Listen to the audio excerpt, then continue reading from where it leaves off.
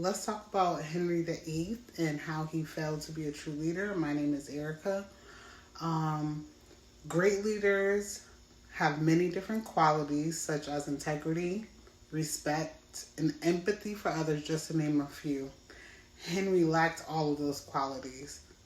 He did not keep his word to his wife, to his court, or to his country. He disregarded laws that had been established to basically help society run smoothly. He had no compassion for his wife. He wanted to divorce her, and not only divorce her, but he wanted to send her away. If he had respect for his country and advisors, he would have adhered to some of their advice. If he listened to Sir Moore, a lot of destruction would not have occurred. As a leader, there should be some principles that you promote and you adhere to. One being serving the public interest. Civil servants, public officials are really expected to maintain the strength public's trust and confidence in government by demonstrating the highest standard of professional competence, efficiency, effectiveness, and upholding the constitutions and the laws, which he failed to do. And they should seek they should seek to advance the public at all times. Destroying the structure built by the Catholic Church was not good for his society. Fairness is another characteristic a leader should have that King Henry VIII did not display. He basically ruled like a tyrant.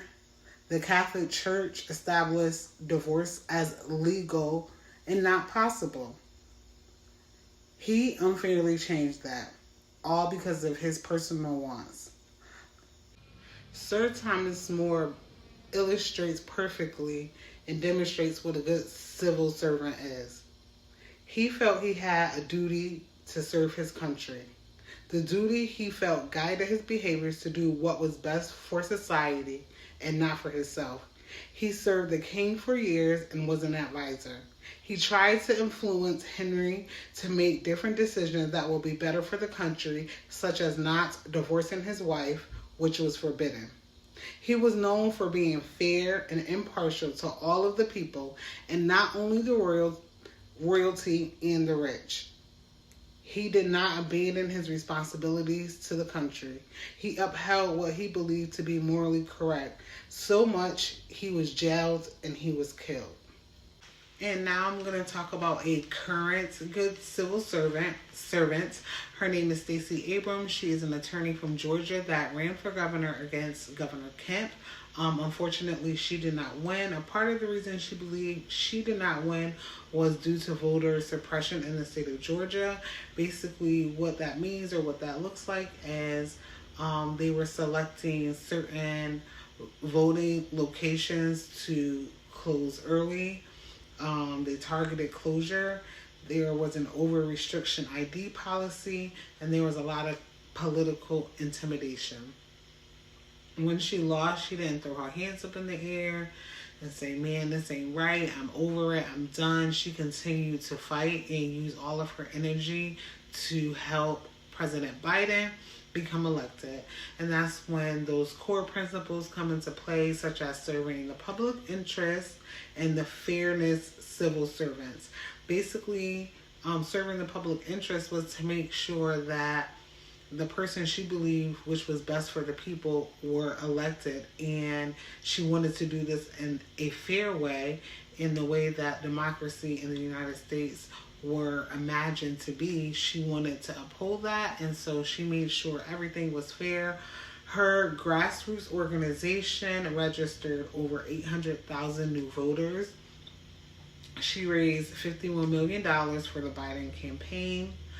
Georgia, again, was now a blue state when Biden won, and it had not been a blue state since 1992. As civil servant, his name is Kwame Kilpatrick from the state of Michigan. He was a Detroit mayor.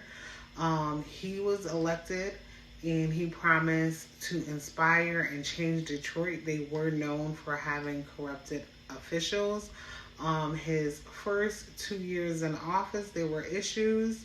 He was using taxpayers' monies for personal items such as vehicles, expensive personal trips, massages, meals, everything that was not used for the city, which it was intended for.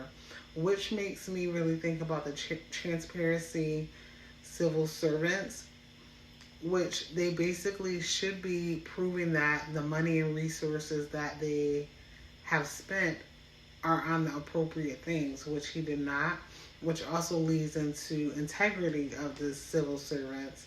They're expected to make decisions that are in the public's interest, and he solely was focused on himself and personal and material things. And he did a lot of changes that he said to help the budget, but once the year was over, the budget was still in deficit.